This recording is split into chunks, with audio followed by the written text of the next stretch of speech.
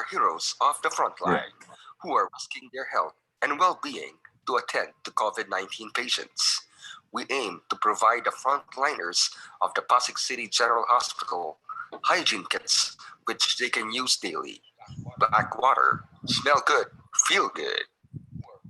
This webinar series is brought to you by Hoop Coaches International in cooperation with Blackwater. Smell good, feel good. This coaching webinar series would like to give special thanks to the following. Samahang Basketball ng Pilipinas Coaches Commission Head, Coach Jong Yotrico. Basketball Coaches of the Philippines President, Coach Louis Gonzalez.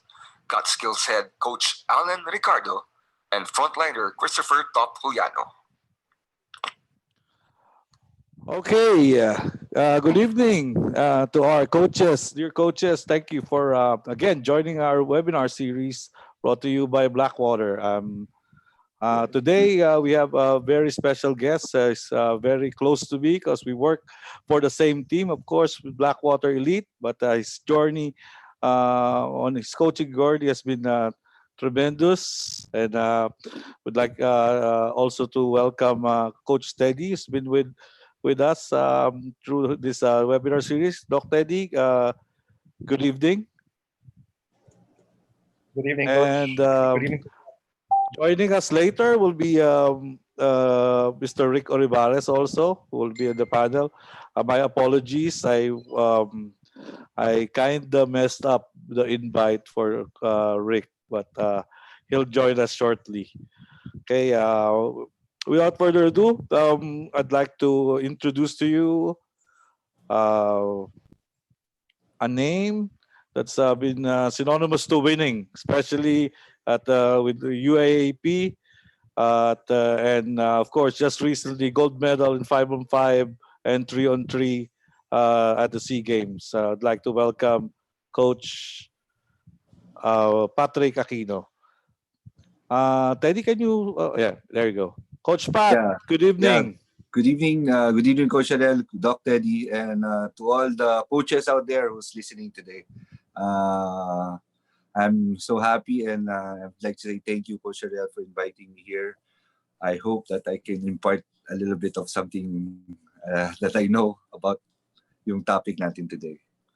The honor is ours, of course, and I'd like to show them some of your highlights with so with your permission. I'd like to show some of the highlights that we've been showing, and just to give you a backgrounder of how much you've been winning. Laging panalo eh. Okay. All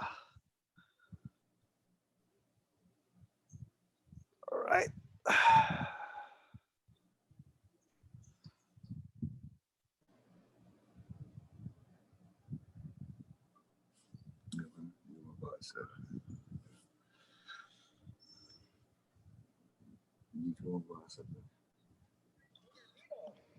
Scoring the win, she started this game on the great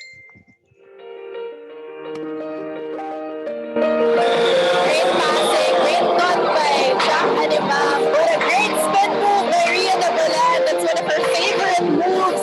Spinning to her right and then using her body, spinning up that ball as the gas. You can be the greatest, you can be the best, you can be the King Kong banging on your chest. You can beat the world, you can beat the war. You can stop the guy go banging on his door. You can throw your hands up, you can beat the clock. You can move a mountain, you can break rocks. You can be a master, don't wait for luck. Dedicate yourself and you go find yourself. Standing in the Hall of Fame, and the world's gonna know your name, cause you better with the girls' fame, and the world's gonna know your name.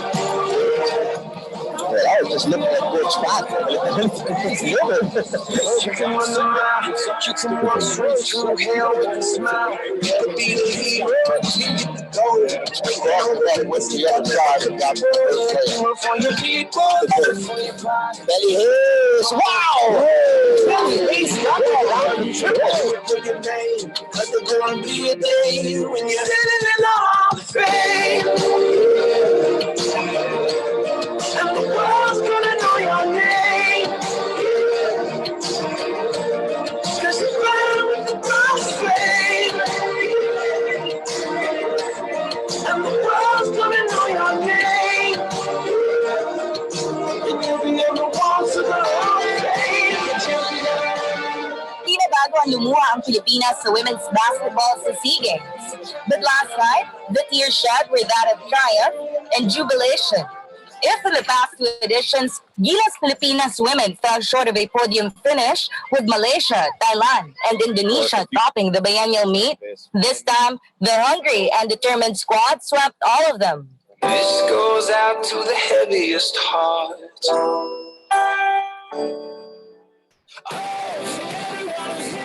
It's not over yet. It's not over yet. And even when you think you're finished, it's not over yet.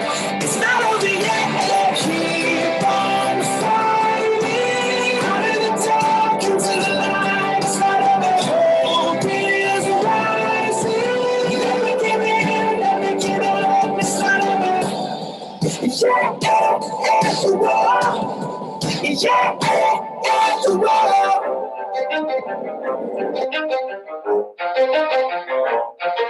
Just keep on working hard. You ready? Keep it together, and we'll make Let's go. Yeah. For those of you that want to know what we're all about, it's like this, yo.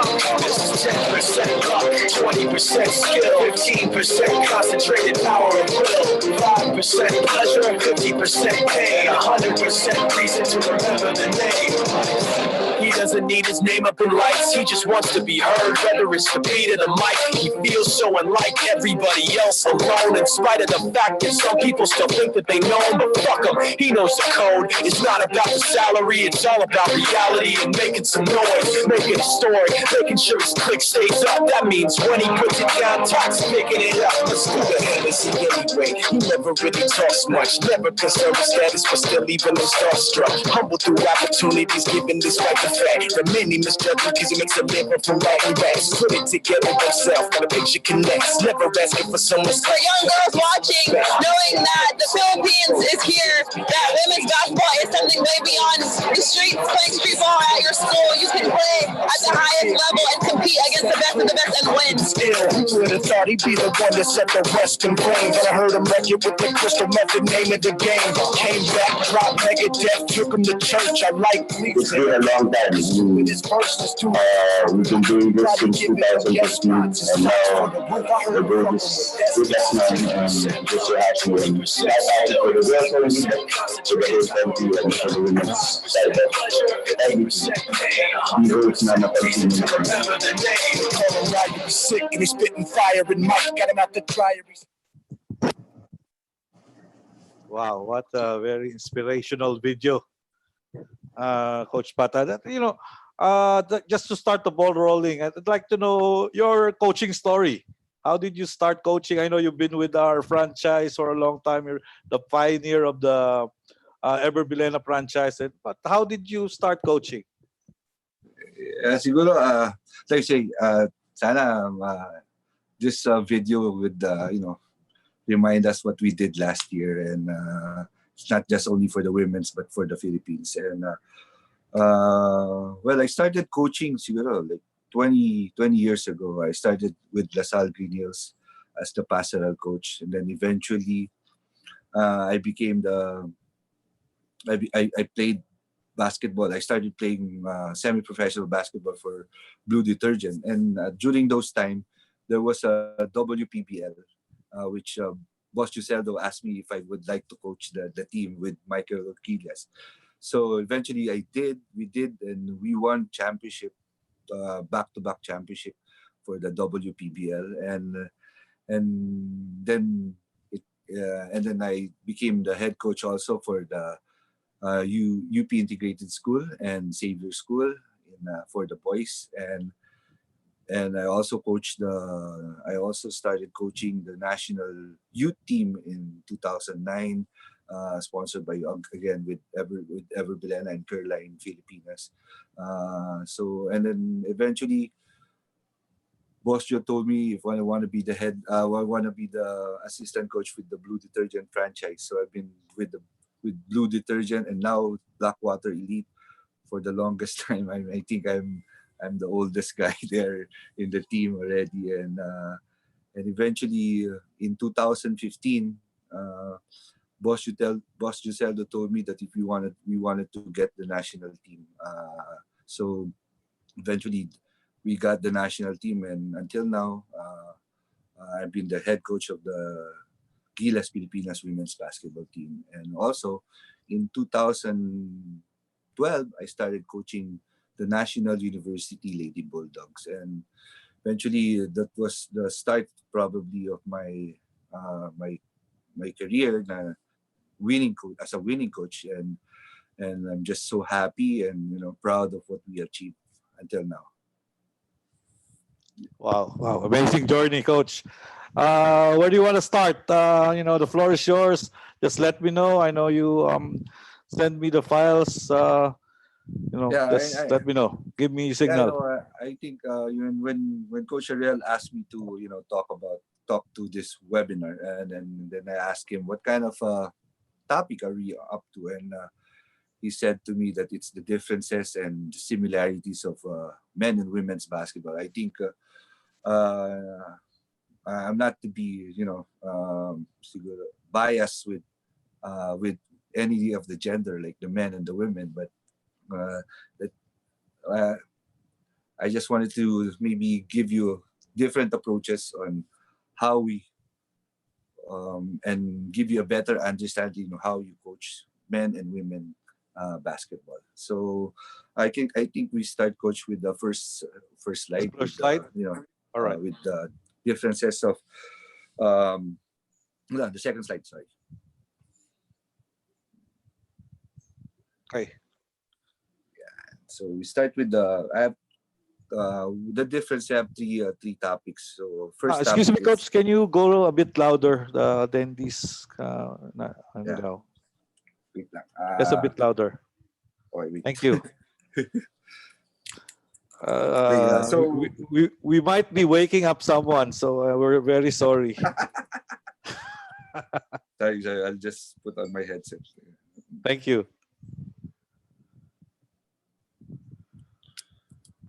Okay. Hello.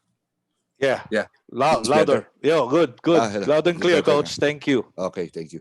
So again, we start with the differences. I have three topics on the differences of. This is my own opinion. I hope that don't get me wrong. And the first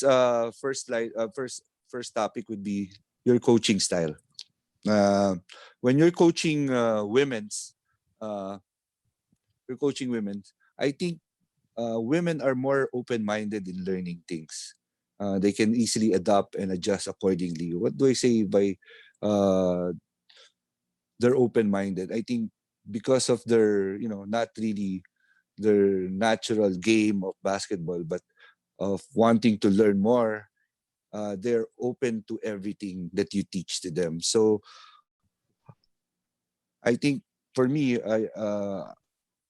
as a coach, I think they're more coachable. I mean, with not really coaching the men's side, but what I'm trying to say is that coaching women's, yung what you know about basketball, they can easily adapt it, and by teaching what you know, and they could get it easily. And I think that's one part of it. And the next one was for the men's side is they keen on your coaching credentials, or maybe the credibility is more relevant in this kind of situation. They tend to get your respect when you are maybe a long time a long time coach, your achievements, you've been a professional basketball, or you played basket for a long time. You and that's maybe that's the time that they will listen to you. So those two different aspects that I've experienced in coaching men and women basketball. The next step is your technical skills, coach.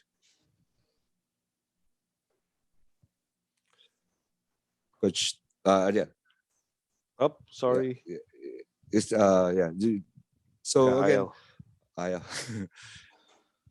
Okay, on Now technical there you sk- go. yeah, okay. On technical skills, when I was coaching women's or the girls side, I focus on their basic elements of playing basketball, like dribbling, shooting, the shooting form, how they play good defense, how the style of yung style of playing a good defense, and probably by doing that repeatedly to them, they will have a I think they will perform better. And uh the better they perform as an individual, and the better the team will be going, I think. So uh that's one aspect. And then when you go back to the men's side, I know the athleticism already is there, and sometimes when you start coaching them, they have talent already, they have skills already. So I think developing more of the skills they need to do on the court, yun naman yung aspect. That's the other aspect, not just the basic part, but more for the men's side. Uh, it, and it comes with different kinds of deals that you do, make it a little bit more relevant with the game, and so I think uh, the athleticism comes up. They could do better than the women's, and they would do more athlete uh, and maybe siguro they could rely on one-on-one games. And I've said it before, when you're coaching different levels, I think I coached the different levels of high school and college and professionals. When you're in uh, high school or secondary level, um, we could you can afford maybe a player that can do more of the skills, and talented players become more sabihin na natin, they are more above the rest. And when you have players like those, your team is more successful. And then when you go to college, when you step into college, it will be totally different. That because more players are more athletic, more talented than the secondary one. And so here comes your the system that we're talking about as coaches. Uh, you rely more on the system, on what they do, and with those talent, you build more players to be superstar, and that would be in the professional. And for the girls side, on that side, I think when you learn basic things in high school, and you learn more on that in high school, then you'll be more your team is more successful. And then college, if you have players that are talented and skilled wise, then your team grows a little bit further. And then when you are professional already, then that will be your system, that will be skills, and working together comes in also for the girls. So the next one would be the first personal skills, the last topic for the differences. Coach Ariel. Yeah. Yeah. Okay. So I think when we comes to personal skills, I think women are more emotional and sensitive about things. Maybe they take things personally, and so communication is a key for the women's side. And I think you have to really talk to them personally, and you have to really take individual talks more seriously, so that they would and maybe to have a better understanding of, and of course be open to you as your coach. One example is when I scolded April when we played in SEA Games in 2015. Uh, she wasn't playing well, and then I scolded her so much that and she cried. So it was tough on me that seeing her crying already. But I think I had to push her that time. So because I know she can do better than what she's doing out in the court. So when I approach her again, I try to mellow down and told her, this is what you're doing, and you have to do this and do that to be more aggressive. And eventually, after that talk with her, we she kept her emotion in check, and we played better than after that. And for the men's naman, I sometimes scold players regarding, and they be tougher, and maybe their pride and ego are hurt, so they like to step up more, and by doing that, they become better, or they're out to prove it themselves. So one of those differences is that, and also the competitive um, the competitive men are more, siguro sabihin natin, they're competitive in nature. Uh, uh, they're mentally tough. They always wanted to prove something. So I think your approach for them is you really go hard on them all the time, challenge them, give them drills that they can't make it, but they try to do it as much as they can. And but for so and for women's side, you need motivation for them. So those are the two different things that I think the three different aspects that differentiate and how you approach women and men differently. So again, coach, I wanted this to be an active thing. So I think if there's anybody who would Yeah. like to ask questions. Yes, Robbie was asking what was the biggest challenge I encountered nga. So you mentioned the differences nga. So what's the biggest challenge in coaching women's basketball? One of the biggest challenges is, again, for the women's side, is their emotions.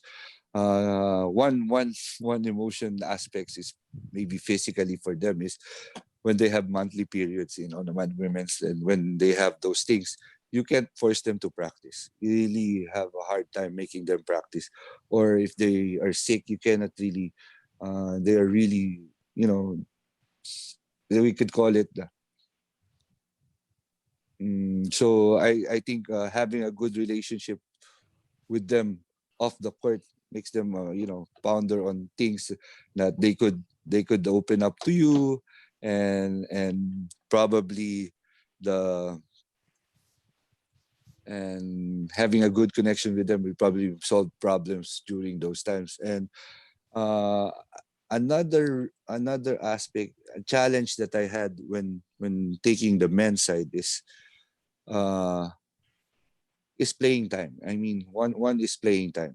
They wanted to prove something to me every time, and so by as a coach, I let them play, and tell them that you should show me you have to show me how good you play in practice, because when you're good in practice, you're better in you I can trust you, and you can do better than in the game. So those are the probably most challenging things for me. Okay, just a follow up. Do you simplify your sets or playbook when coaching women compared to coaching men? It's That's from that's Coach that's Ian. a thing. That's a thing I also wanted to emphasize, that we go back there later with the similarities, but I think I don't really hold back on the things that I teach women's and the men's side. So when I teach or tell, I share my knowledge to everybody. I mean, our practice plan is mostly the same thing as what you do with the men's and the women. So I impart all the things that I have to do to make them better during the game. So that's it, coach. Okay, I'd like to welcome Rick Olivares to the panel. My apologies, Rick. I think Coach. Good. I misspelled your email address for some reason. There's more questions, Doc Teddy. Can you read some of the questions before Coach goes to the similarities? Coach Pat, we have a question from Ian. Yeah. The untimely death of Gigi Bryant earlier this year brought some spotlight to women's basketball. Mhm. In how many years do you think there will be a women's professional basketball league here in the Philippines? Well, I've been really working out or been trying to really push people in the upper that we need to have exposure, and I think more opportunities for the women's side of basketball. I mean, the things that we did for NU and or what we did for NU and the national team, that it's a success that you should not falter back or take for granted. I wanted to grow it more, and I think hopefully in the future we'll have a professional team or professional tournament for them, and because I think with more exposure for them, like the PBA, like a PBA, they are very competitive internationally with those exposure, and with us just here, just playing here, and I think it's not enough. So I think we need a more sustainable training program for the women's, and hopefully sponsor would come in now. And unfortunately with what's happening what's happening right now, it's another step back for us. And maybe I hope again with sponsor coming in, they see the value of what the women's side of basketball is doing for our country. All right. Any follow-up questions, Rick, for that? Or we can go to... Can you hear me, Coach? Yes, we can hear you. We can hear you. Hi, Coach Pat. Good evening. Hi, good evening, Rick. It's been a while since I worked with you. I think it was the FIBA 3x3. I was still with the SBP. Yeah, Coach, yeah. question: what has changed since that time? On a positive, because I remember nung post-match press con natin, you were even Mr. Pandillo, SBP president, was saying kailangan bigyan ng pansin at tulong itong women's basketball. What has changed since then? Are there, pandemic aside, have we taken any steps forward, Coach, from sponsors? Yeah, I think so. Before, last year when we started, preparing for the Southeast Asian Games, I think the SPP did a wonderful job for giving us more exposure, sending us to more tournaments. Last year, I think we had at least four tournaments and two major tournaments last year. So with those exposure that was given to us, I think the outcome was a very successful one, and hopefully it won't stop there. And the coming year, it has to be continuous talaga, and talagang all the support, not just the SBP but the sponsors, the help of schools and other participating partners that that really need to help the women's basketball to start better and to grow more in the country. We appreciate it, Coach. Thank you so much. Okay, thank you, Rick. And we'd like to make a shout out to our big boss, of course, who's been supporting women's basketball, to Boss Giselle Ducy and Siliman C, and also to our team manager, Jacob Muñez. Yeah, hi boss Joe, hi boss Jacob, hi boss Akyat. Okay, all right. So we continue with your presentation on the similarities before we go to the other topics. Yeah. All right. So we now go to the next slide. yeah. Okay. First, Similarities. the similarities of between men and women. This is my opinion again. So my first, they have three topics on it. One is confidence, and I think both genders, male and women, are very are athletic in such way. Na they're athletic. They wanted to win. They wanted to prove something to everybody, and I think you need, as a coach, you need to give them all the confidence they need. They want. We could. Uh, so, what are the types of confidence building that you could do? Is you give them the acknowledgement during practice, teaching them, commend them on what they did well, commend them also what they did wrong, so they would know how to change it and build more, and then adjust on things that you need to them to on during games. Just give them all the much details, like that would make them a better player inside the court and outside. So I think confidence building is one topic that I usually do most of the time, and by talking personally to them and giving them an idea, or knowing the roles in the team, and probably the confidence would fill into us. And when it's when I would say na sometimes you try to hold back on what they do, but the thing is, uh, their confidence would lower. It would step back. So I think the more that you appreciate what they're doing, you telling them that, the more active that your role in helping them push them forward. I think that would be a good uh, um, thing for a team, or for a person to a player, a coach to a player situation. So uh, that's one similarities. And second was chemistry. What do I say when Oops, sorry. uh, Okay, go. okay, when we say chemistry, why chemistry? I think having chemistry in the team is much better than the X and O's. I think when sometimes our X and O's uh, doesn't work, so uh, and we become a broken player. So they become an individual player down the line. So as much as possible, I try to avoid, making them as an individual in the court. So I think by using your relationship inside, or your chemistry inside the court, makes you be a better team. And how do we do it? In NU,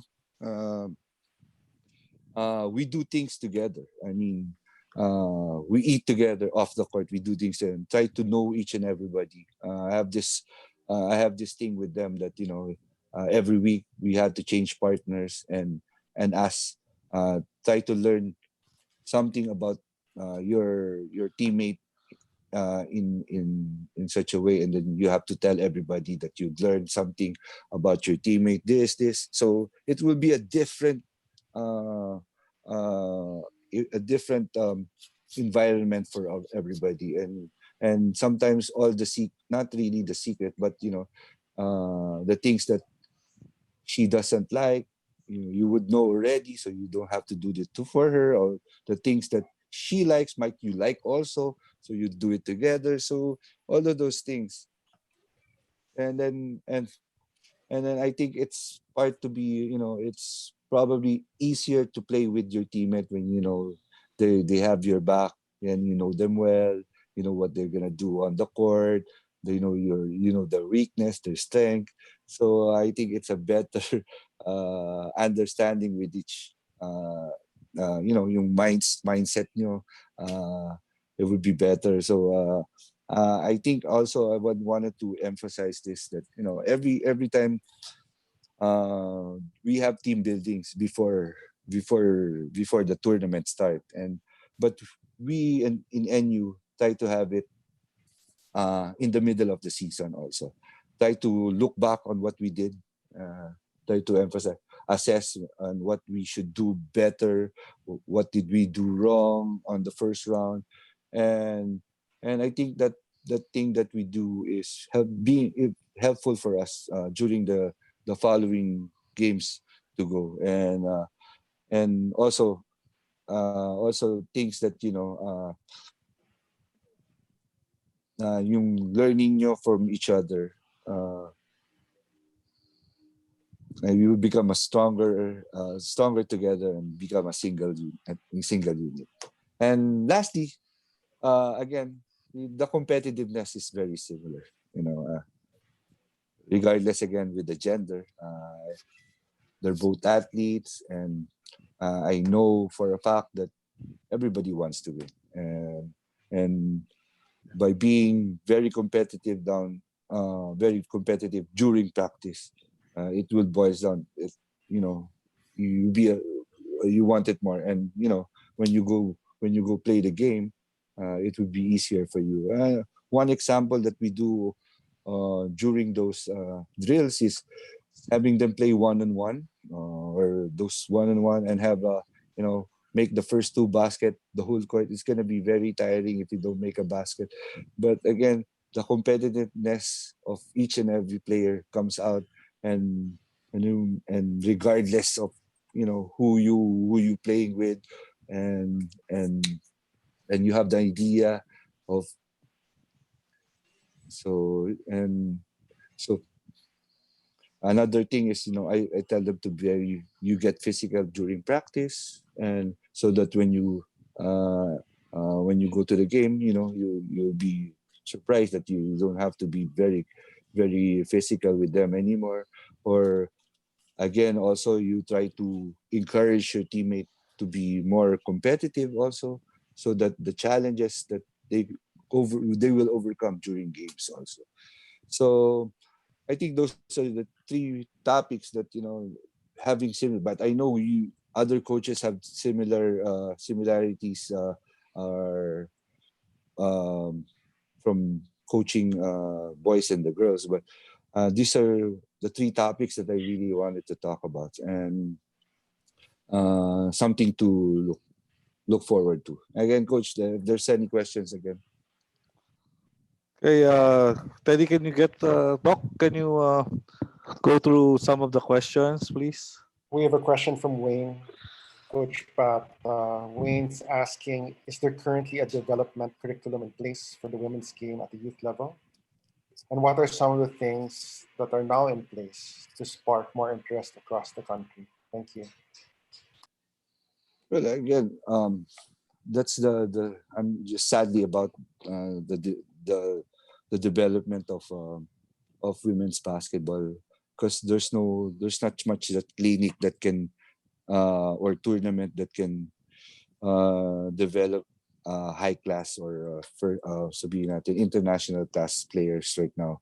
So just being with the national team, playing for college team or school team, that's the only venue right now that I think women's has.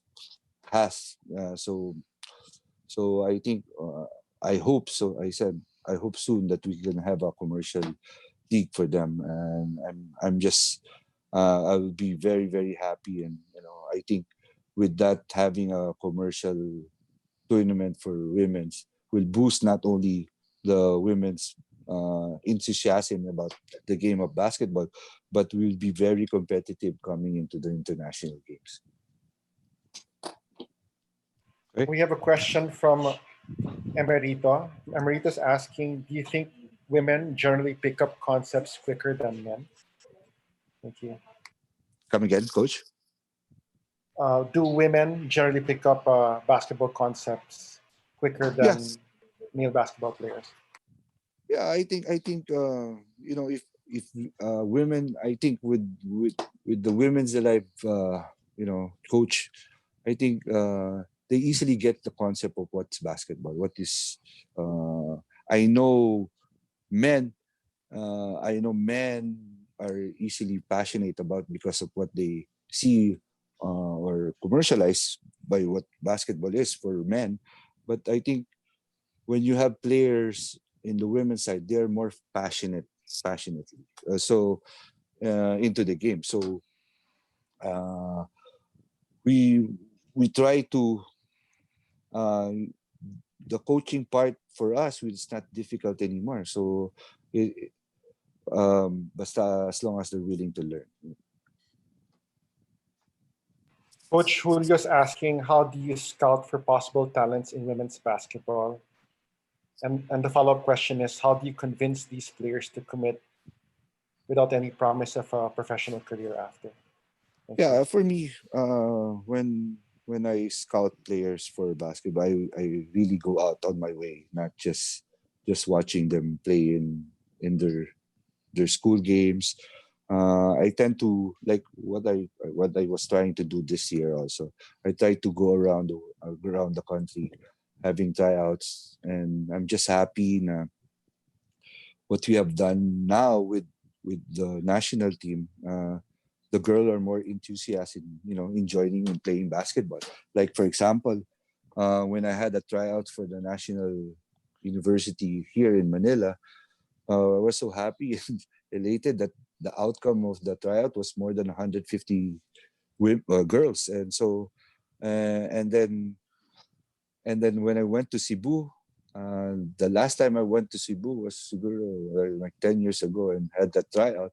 There were only 20 people came in. But now, this year alone, when I held a tryout, there were like 120. So I'm just happy that, that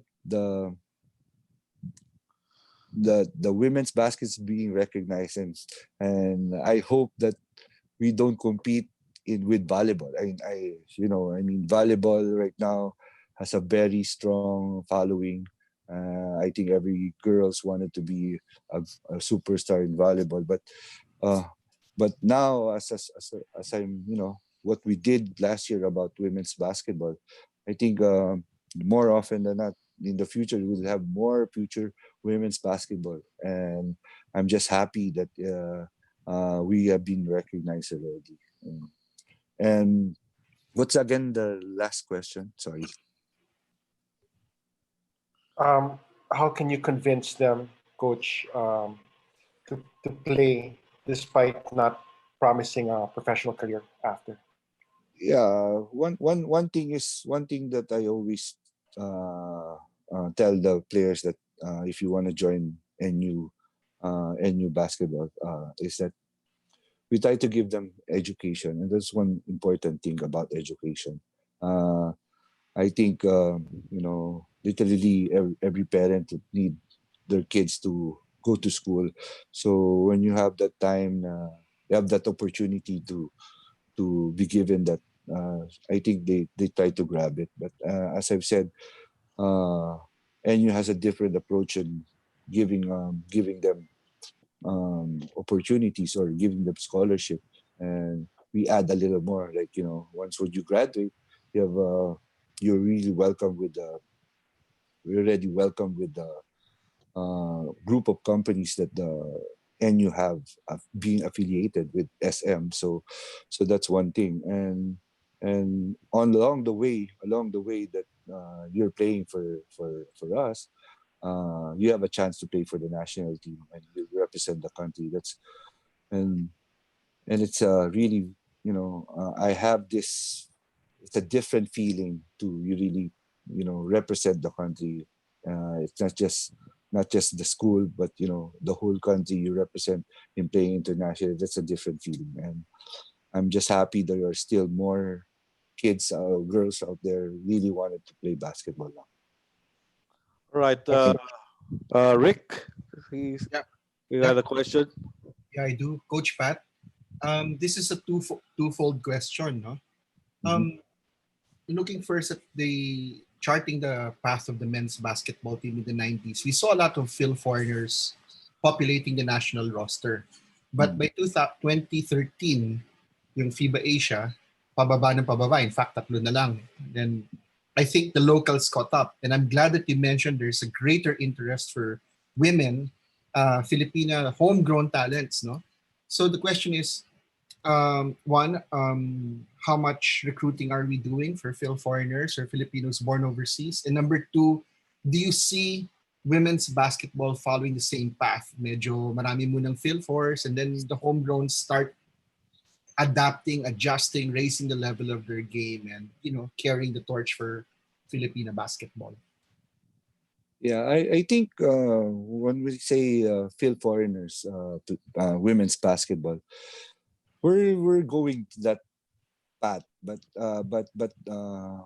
I guess there's a lot of stumbling block to go through, having like the men's, because again we go back with what will happen if there's no professional for them, Yeah. and so that's the main thing. But helping out is a very big difference, especially in competing internationally. The experiences of some of the field foreigner players are greatly needed for us to really compete internationally. One is probably height. We could get height from field foreigners, and aside from height, the vast experiences that they play when they play Division 1 basketball is really, it really welcomes us. We they teach us more. Really, we learn more from them, and experience how they play with the big girls also. So uh, another thing is having an import. We try to get an import, but with all those again stumbling blocks of getting an import, going to all of those processes, it hindered us to get an import, and probably it will take a long time to get another like a Andre Blatch for the women's basketball. So, but I'm also surprised now that we are having some interest from field foreigners to come here to Manila and play basketball. There's a lot of venues out there right now with the Film Nation Select that's been handling all the field foreigners or field Americans that wanted to play, not really wanted to play basketball here, but have another venue that they won't get from the States. So that will be good for us.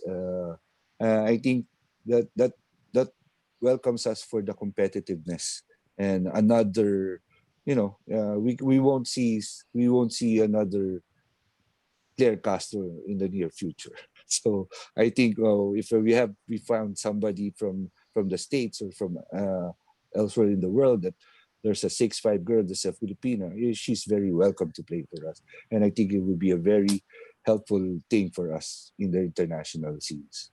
Thanks, Coach Pat. Exciting times ahead of us. Indeed, indeed. Well, Coach Pat, we have I'm truly proud of you, teammate. Coach Pat is from Coach Bo Perasol, who's with us on YouTube. His Thank you, Coach question is, Bo. how far are we from medal finish in the Asian Games? So that's I think Coach Bo is putting you on the spot. I think it's not that far anymore. I think with more experiences, more competition coming up. With SBP on our side, at our back, helping us every time that we go out. Also the sponsor, especially was Giseldo, San Miguel, and everybody smart has been helping us with our plans in all those tournaments. I think we're near to get there. I know for a fact that we could do better. It's just the other teams in other countries, like in Asia, they play all year round internationally. And what if, like, we on our part, we just play our game, our tournaments during those times, those tournaments? Because like this year, an example is that we don't have much international tournament, only one, which is Jones Cup, which probably be postponed already. So with them playing international and having professional uh, professional league, it makes them grow better every year. So I think uh,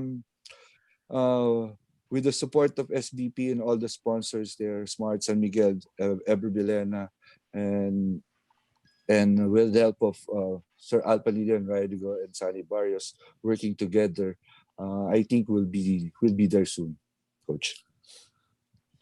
Okay. There's one another question that let me open it up again.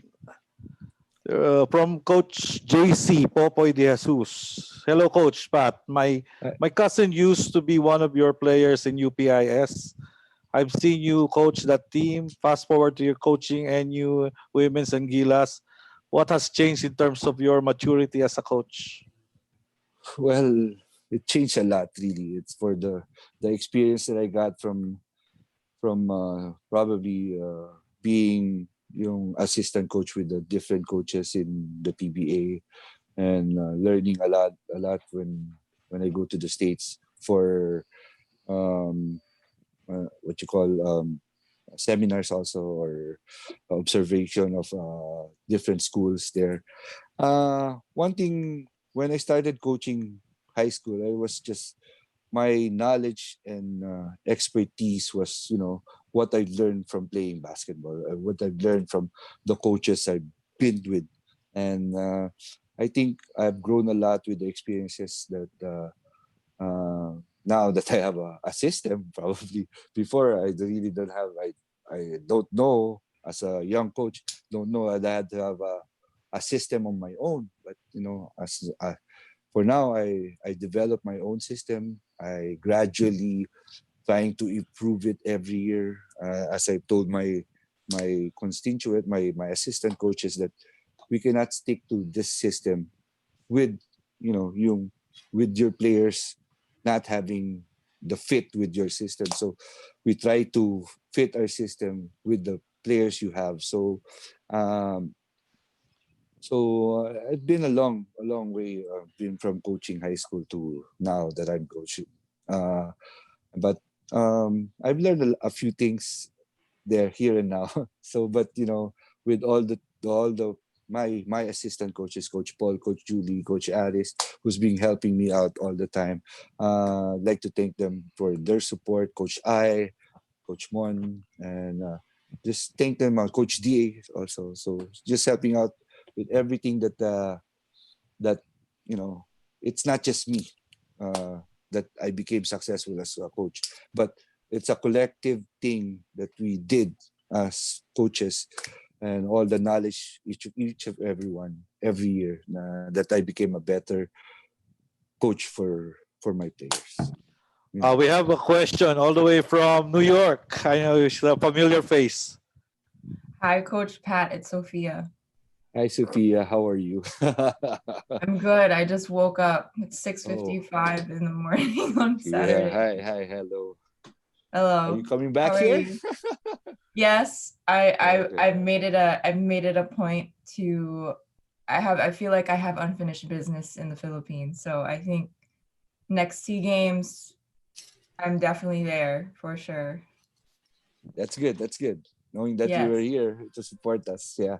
Yeah, no, I listened to the entire webinar, so I definitely resonate with everything you're saying about the discrepancy between the men and women's sports, but also how much we've proved. I feel like the women's game has proved that we're a powerhouse in Asia, and how much that is enough to push the needle in the professional league there. So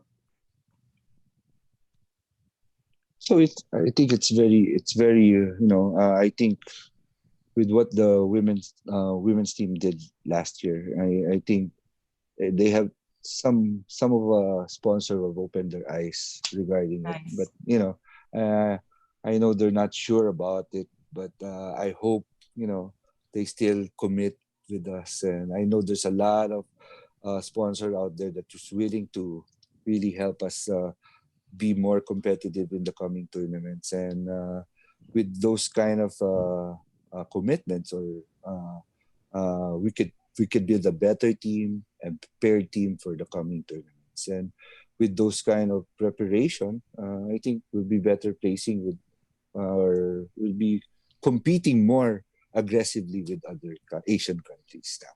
Right, right. So thank you so much, Sophia, for joining us all the way from New York. Thank So- you. Thank you, So- Sophia. All right, so we'll continue with your PowerPoint presentation, Yeah. Coach So- Pat. So So this is my last topic. I mean, I had this question right here: is what do they look for in a coach for boys and girls? Um, again, I will go back with when men's are on the boys' side, is men thinks that you have to have the expertise and the credentials or the superiority to get the respect as a coach. It doesn't mean that you have to be the best player so that you could be a coach. It doesn't mean like that. But they know that you know what you're doing. That's one point that as a player would mind, that if you are if you have that credentials with them, I think they would play better for you guys.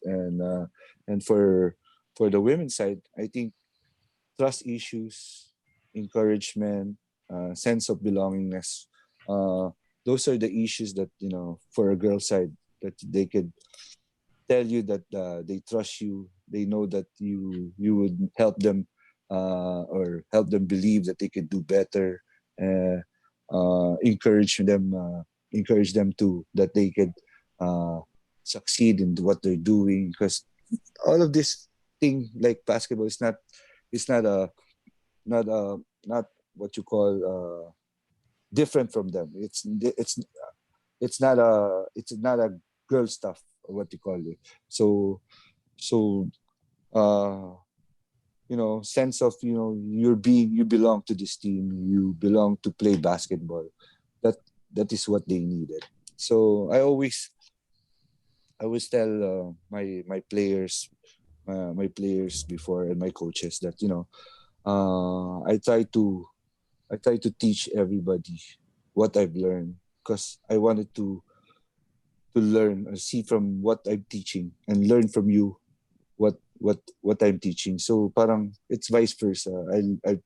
You learn from me, and I learn from you. And I think that point of view, that we always have that attachment, or personal attachment, that we could be more better as a team, more play together as a team, and be more successful as a team. So yun lang, coach. meron pa to, di ba? Okay, sorry. I think you mentioned mentioned them. So I'd like to show the attendees the full slide. All right. Okay, Teddy, can you? Any more questions? There's a lot of questions pouring in. Teddy can help us with some of them. Coach, Emerita's asking, do you think women are more engaged when it comes to video walkthrough sessions? Sorry. Come again. Be it in scouting. Sorry. No, Do you think that women are more engaged when it comes to video walkthrough sessions? Be it I in think- scouting or for preparation? I think there's no similarity. There's no differences between those. I mean, what we do, what men are doing, we do it also with the women's side. We watch videos.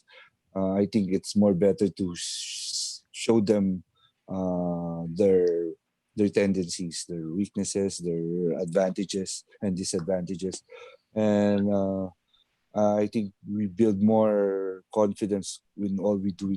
We do that, and be more successful in doing those things. And I think men on this side, on part, is they try to develop their skills by having coaches show them their weaknesses and improve their game more right now. So the technology of having video films coming into now with basketball is really great for us, with men and women side. Thanks, Coach. Coach, how Julio far has are a we question. from having a WNBA player? How far is Philippines? Well, we hope that soon. I mean, I guess uh, we have developed players right now that being recruited for commercial team abroad, and one is Jack and April. Jack and April is being recruited in Japan to play 3x3 internationally, and I know with those kind of exposure for them, uh, maybe we could have a WNBA player soon, and not only here, but not only in the WNBA. I think there are more commercial team abroad, like in China. I mean, Jack is also being recruited now to play in Taiwan, and April is also being recruited to play in Malaysia.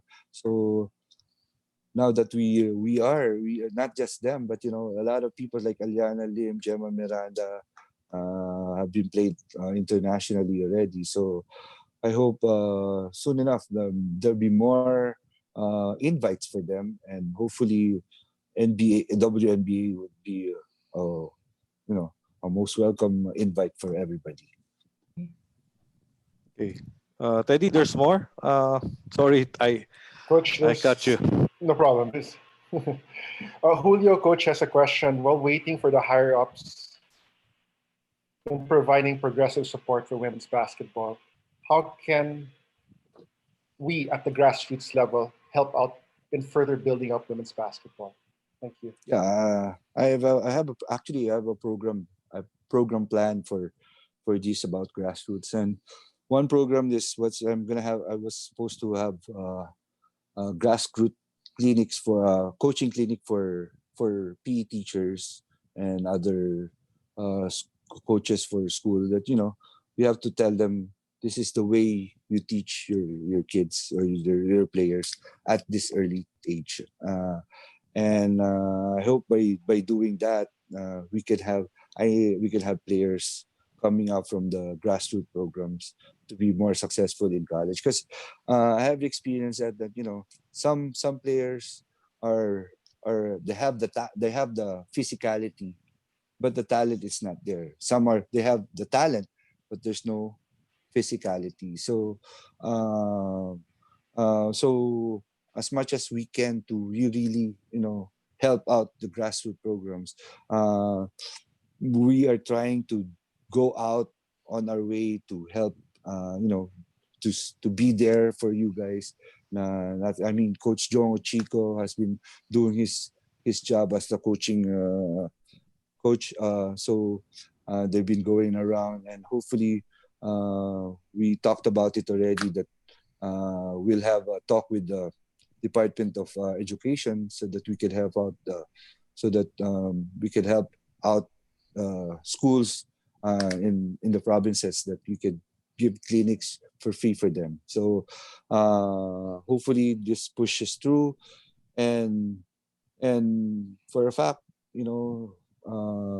that we need to let the coaches learn more of what technology right now about basketball, so that they have a better way of teaching uh, younger players now. So again, this webinar from Coach Ariel is one thing that coaches should be listening, and trying to learn from what are we doing this for.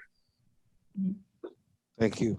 I just want to ask Sophia, from your perspective, just I don't want to put you on spot, but how is coach as a coach, from coming from a former player, and how you see what have you learned, or what I know you played for other coaches, but just a background of how coach is as a player. I think the biggest thing that Coach Pat really instills in each player is this this feeling of like trust. So that's the one thing that's really important, I think, when it comes to a successful team, especially if like you want to win a medal or you want to level up in a FIBA tournament, is this, like, he trusts your skill set and also will let you know the role that you fit in the team, but being able to embody that role really well. Because at the end of the day, what makes a successful team isn't, you know, every player is going to be like a Kobe or LeBron. Like, even though people want to find value in numbers, right, in points scored, in rebounds and assists or whatever, I think Coach Pat's really good at telling all my teammates, me, you know, even if, let's say, you're not scoring points, you have a very important role on the team and you have to find value in that. And so for me, playing in 2015, it was defense and being a ball distributor, and when I had the shot, take the shot. So I embodied that role really well. Sometimes, you know, it's hard when you're coming from like a Division I background and then going into playing semi-professional with the Perlas. It was a shock because, like, I didn't expect to be playing at a very competitive level as I did, you know, Division I. Like, people have this misconception sometimes that, you know, Division I is this hot, like this like category in itself of like the ultimate, you know, basketball experience for women. But actually, I found it to be completely opposite. I think Perlas could have beat a lot of Division I basketball teams, to be honest, just from our skill set. We're short, so we play a very high, up-tempo game. Coach Pat really pushed us on that front of, like, you know, we're short, so you have to capitalize on speed. So I think we did a lot of drills at practice that worked around that. So a lot of transition plays, a lot of running and conditioning. So that was something that I think Coach Pat's really good at. It's like just really capitalizing on our strengths, really understanding each player and understanding our skill sets, and then being able to utilize that to our best advantage. So yeah, I think that's why, you know, it shows in his history with NU and recent history winning gold for in the SEA Games. So Thank you for that. Thank you, Sophia. no problem. All right, Teddy. There's a couple more questions before. I know there's some coaches that wants to know what Coach Pat runs offensively, and we'll have something to show. But go through the questions about the similarities and differences. Julio has a question. How do you build consistency and culture in a women's team? Yeah. Oh, okay. When I started, I have a history background on when I started coaching NU. NU has a losing culture, and the first thing I had to tell my boss was we had to change this culture. You know, I think the players we have there was, I'm not saying, you know, the players we have there are players that had their scholarship just to study, you know, and not just to play. So I think we had to change all of that, and we started getting people that we are young winners and try to combine all the winner players that, you know, to build a very strong team. And eventually we had all those players.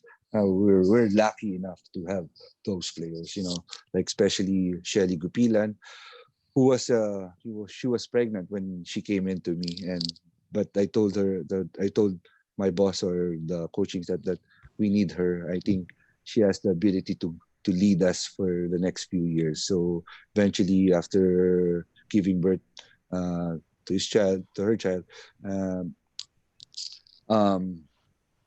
eventually it was a big part for us. And one thing that proves to be stronger than, you know, just winning. It's about having everybody together. It's like a family, you know.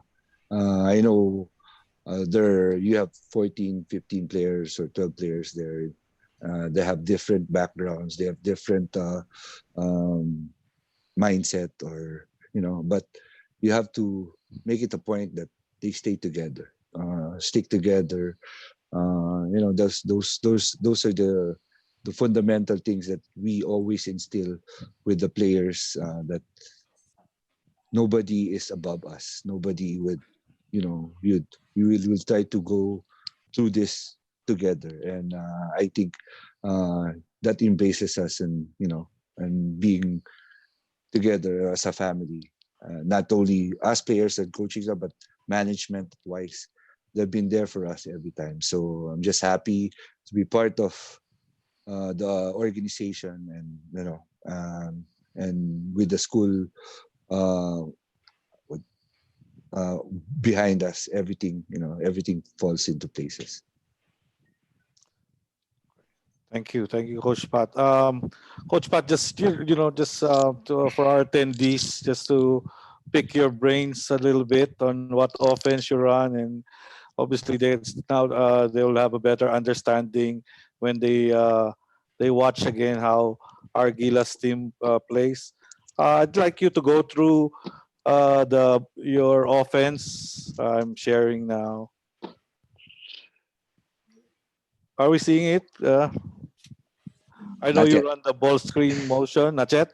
Yeah. Actually, I'm coach. I'm running still, but then dribble Dribble drive, and ball dribble screen. drive, and Okay. then I just added a little bit of the ball screen actions, and so that that's why I was telling everybody earlier that within the system you have to have players to fit the system, and eventually not every day, not like you're in the PBA that you usually have your players 2 to 3 years with you, but every year on college part, we have it we have them 1 year, 2 years only. So and then they go we'll have another sets of players, like now I'll be having new sets of players coming into this UAP season. So I have to find ways on how my players would fit my system within the system that can make us better, so uh, one system that I usually do is yung dribble drive, and then add a little more, like yung uh, ball action screen, ball screen actions that we provide for Jack, who's been a great ball screener for us. And and so and we have people like from the national team, like Afril Bernidi, that really can create, like Afril, Chaka Binbin, that can create for us. Kelly Hayes also create for us. So she's a big girl that can lead the big guys, big girls out of the paint, and try to do little things for her. So mostly those things. And I'm a coach that I don't usually go for one-on-one. That's my experience in international play. If you're a one-on-one player in international play, you're dead. I mean, they know everything about you when you come into the tournament. They know everything about you already. So they have scouted you so much, and the time to adjust during those games is very minimal. It's just it's a 1 week tournament. You have to practice in the morning, play the game in the evening or afternoon, then practice again in the morning. Or if you have a game in the morning, you practice a game in the evening. So the the the lesson here is that make it a simple system, that everybody understand, but more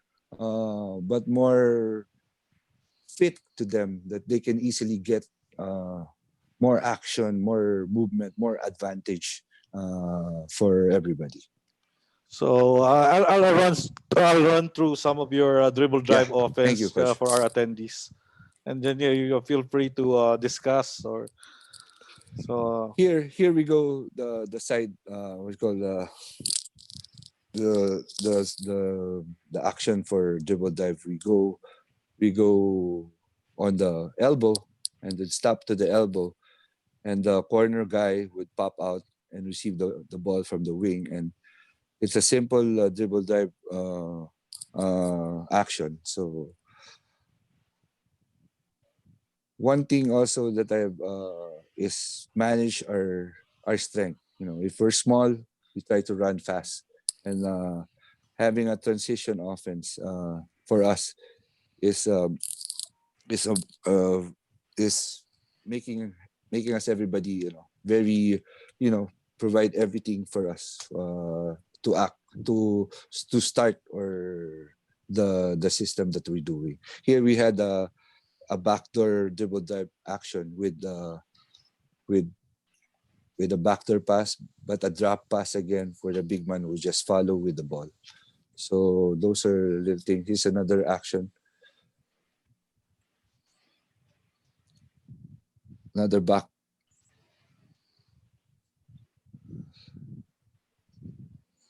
Yes.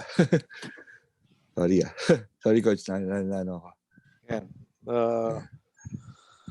That Kick stops. up So you to have a to no, kick no. out to Jack, who's been at the elbow, so that there would be more spacing. I've realized again that a part of our system, you have to have spacing, and that's one particular idea that you need to really focus on. Spacing is, and there are a lot of spacing ideas that need to embodied your system. And I one more is, sometimes uh, there's this thing that you call it the you have to see the ball, you have to be in the ball passing lane, or you have to see the passing lane before you can receive the ball.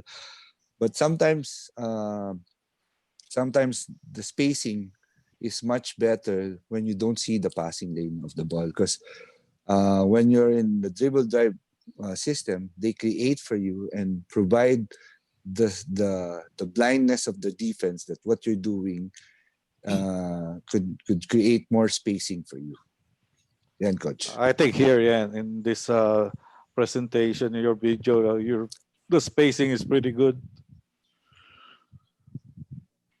Kick That's up, a yeah, hat handoff. off. That's a handoff, and then penetrate. So if everybody is sticking to your man because of and again, I always emphasize that the system must fit your players. Hindi yung system will try to fit the players. So uh, uh, that's a different thing, because nothing's gonna happen with you if you keep on trying to emphasize that your system should be this is, but you don't have a player to fit the system.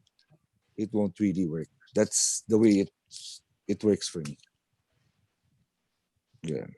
A pitch pass, another pitch dribble drive, and I go to the big guy who's open in the middle. Yeah, catch. Mm, Here, if you notice me from the transition wise, all my players are wide open. They don't just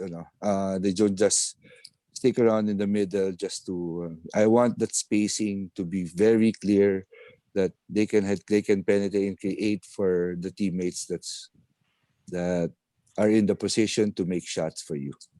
So, yan, coach. Okay. Continue lang.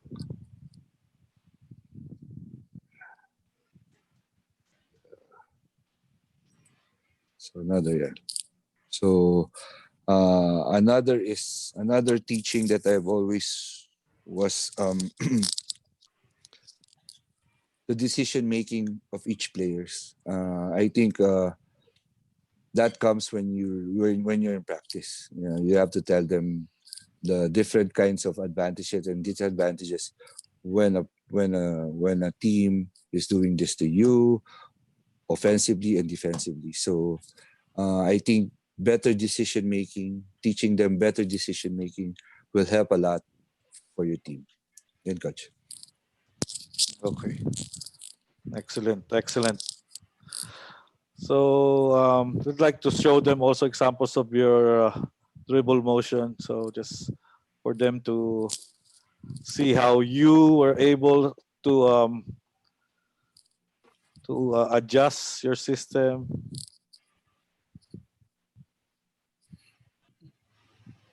based on the players that you mentioned that they're a good ball screen player, decision maker. So we have a horn series here, and then a flex pass for April. And April is a very good penetrator that can create really, and she jump side. That's why we provide this one-on-one play for her and making the shooter on the corner stay there. So the reading the mismatch, so she got the a big guy on her right now.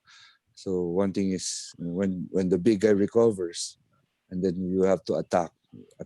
So that's an attack on her on the right side going to the basket, and she's one of the best players that I have in the national team.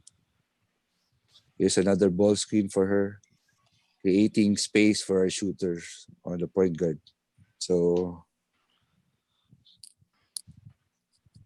here I use a double screen on top, creating a one-on-one space, and then a ball screen comes up with the shooter still on the strong side, and the another weak side guy just drop out when she noticed that her defender was helping out already. So here's a penetration by Kelly on the baseline with a drop pass to Afrilo on the weak side. I'll just play it again. Double screen on top for Kelly that we have a 1-1 player that can shoot from the outside. And she's waiting for Jack to have that pick, but he did use it and made that penetration. If here again is a dribble drive motion offense with ball screen, another flex, another ball screen for penetrator.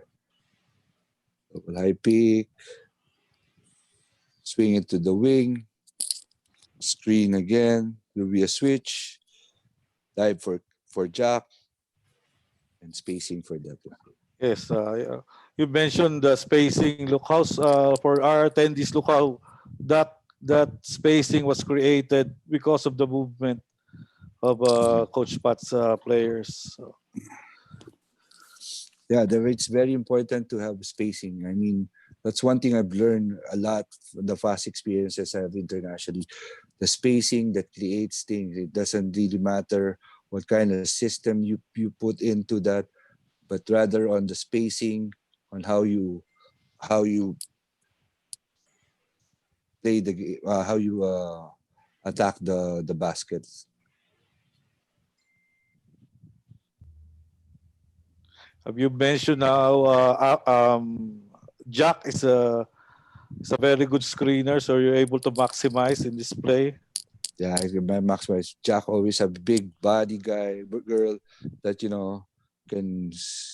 He has a quickness of slipping off after a screen. Here's a good screen by Jack, slipping off fast. So the defender would not those are some of the drills that we practically do every day in practice, and just to keep them reminded of all the situation that they will encounter during the game. All right. I think Teddy's got a question. Question for all the coaches that we had for the webinars.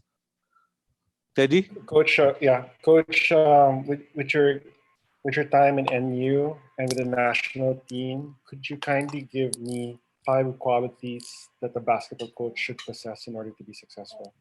Thank you.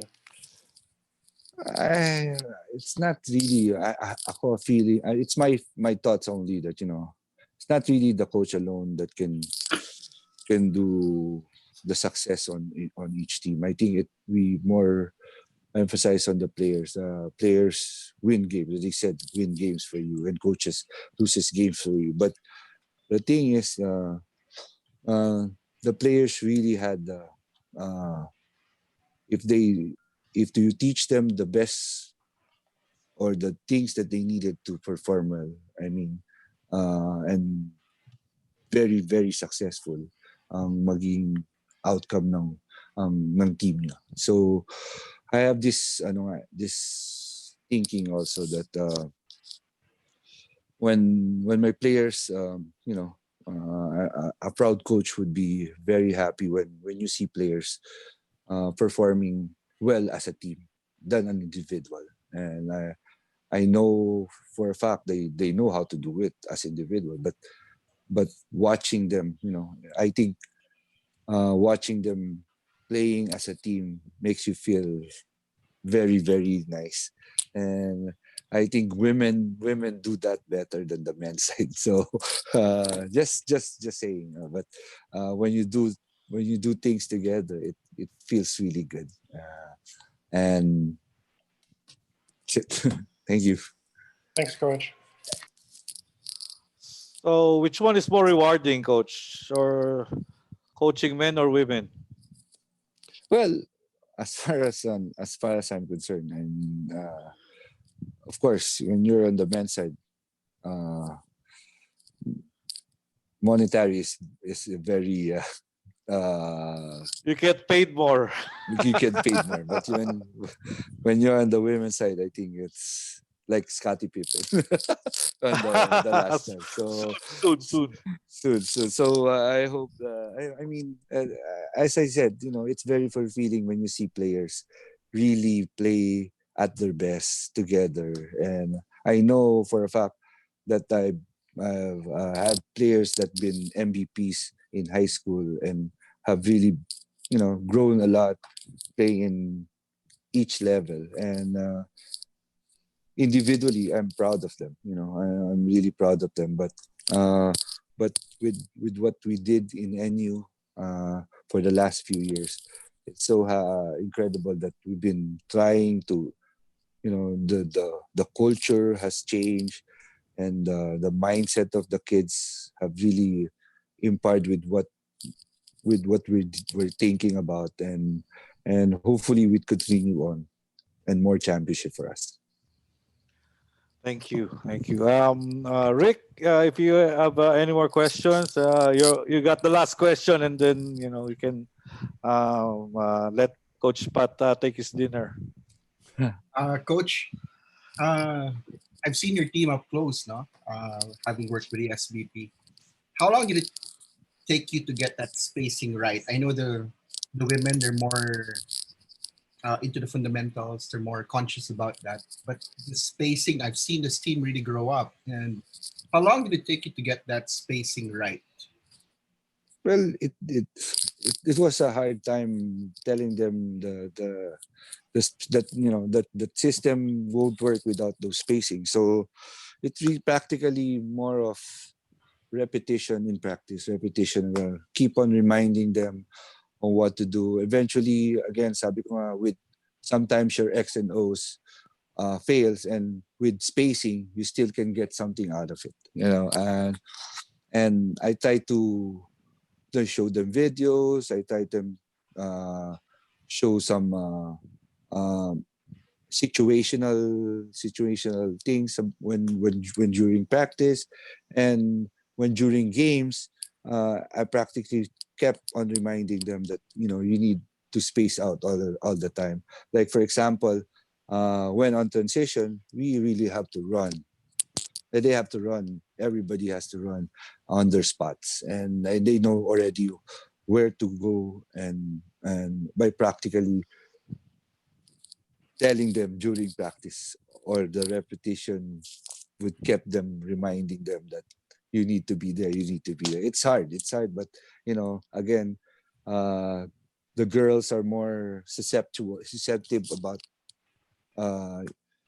having that kind of teaching than the men's try to do it on their own first, then follow the coaches. Women's are try to do what the coach says, then try to do something after that. Coach, may sundot ako dun sa tanong. Yeah. It's a read and react type thing in terms of offense. Yes. Yung speed of thought that is essential to making this whole thing work for you. How do you teach that to those kids? Yeah, What it's all in the drills. I mean, I've said again also that I'm also working out with the decision making part. Yeah. Uh, it's not just basketball drills. We try to do some psychological drills with them also. Sometimes make him act like you're in a classroom. That you just suddenly, oh, what? I actually this is my first statement coming off an opening practice for the season. So probably the first week of January. I always ask my players, "What are you doing here?" That's one. What are you doing here? So they'll answer me, and by those kind of questions, it starts them already on what kind of things that they need to do during practice, during the season, and by by teaching them how to react on situation helps them more grow, not only in basketball but as in life also. Thanks, coach. For our final question, Sophia, she's got a final question. Yes, Sophia. So last time I saw you, you were here in New York, and you were, Yes, thank you again. huh? Thank you again for Oh, seeing me. no problem. We went to Serendipity and had the biggest chocolate dessert ever. But I remember you said that you were here on a recruiting kind of tour. What what what do you see is the difference, or like why do we like to look abroad sometimes? Besides the height difference, is there a difference in skill set? And then and if there is, how do we fill that gap between like our homegrown players and then players from let's say the US? I'll tell you a story. It happens in Jones Cup last year also. When we played in Jones Cup, I know that for a fact that we haven't won any games in that tournament. But for a fact, we surprised everybody. Like we had this overtime game against Chinese, against Japan, against Korea. Korea, we had a close game against Korea. Chinese Taipei also, we had a very close game. So, I mean, having foreigner players on board,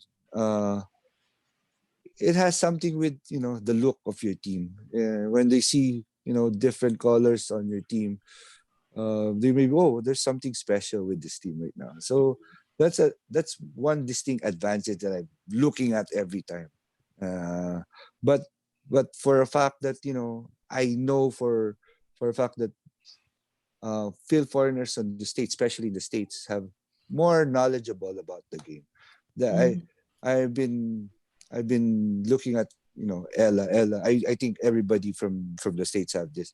They have clinics every now and then, every weekends. The parents will bring them there as at the early age, as 8 years old, 10 years old, and then on that age group level, they have AAU basketball already, which is very distinct with us, that we don't have those kind of things. They compete from every other state or every other cities across their state, and with those experiences they have incurred, I think they're a better.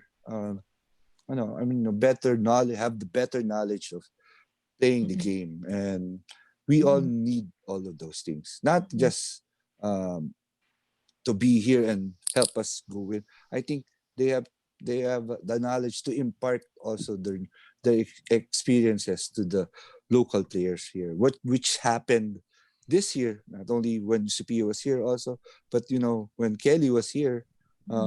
I think Kelly did a very good job in helping us the experiences us in keeping the team together, helping out on strategies, on the experience that she experienced already during playing days in the college and Yeah.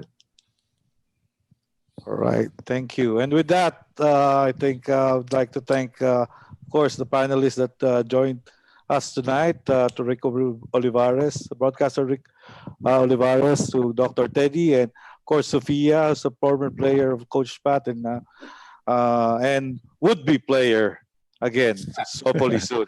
And It's of never course, the nice thing about, I'm just gonna end on this, but the nice thing about sometimes is like having the SEA Games every 2 years, you have time to get better. So it's never really a downtime, if you think about it, because at the end of the day, you the work that you put in is always in between the tournaments. So that's the exciting part. It's been a while, 4 years, but I'm excited.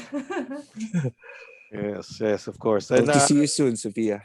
Yep, same. And thank you very much for our attendees. And Coach Pat will give you the floor to just we'd like to thank you for sharing your knowledge and your experiences in coaching the women's game. And congratulations again for your success and continued success. We wish you continued success. Again, thank you, Coach. Thank you, Coach Ariel. Thank you for Coach Sir Ted, Dr. Ted and Sir Rick and Sophia for and every coaches that been watching this webinar. Thank you all to my coaches, Coach Paul, Coach DA, Coach Aris, Coach Julie, Coach I, Coach Mon, everybody that helped me out during last year's tournament. It's been very successful. Thank you also to Giselle Dossi, to my bosses, Mike Lim, Jacob, to all those supporters, Sir Herson, SPP, Sir Al Panlilio, Ryan Gregorio. The two have done a very good job, and with Sir Sani Barrio still there. I mean, it's really, really having a good association that help us here in women's basketball, and all the sponsors, Smart, Ever Bilena, San Miguel. Thank you so much for everything, for helping us, the women's, and hopefully you continue supporting us here, and we'll have a great year ahead of us this year, and hope everybody stay safe. Hope this COVID-19 get done already, and take care, everybody. Thank you again, Coach Ariel. Yes, good night. Thank you so much. And then, our next session will be with Coach Tim Cohn at 8 p.m. So make sure you guys register for that. Refresh your screens. Doc Teddy and Rick again will join us for Coach Team session. I know we got a lot of Ginebra fans that are waiting, that's been messaging us, and we're very much excited to be with the winningest coach in the PBA. So from the winningest coach in women's basketball with 96 straight games won with NU. Now we go to Coach Tim Cohn, the winningest PBA coach. And again, good night, good evening, everyone, and see you again at 8 p.m. See you later. Thank you. See you. Bye-bye. Bye.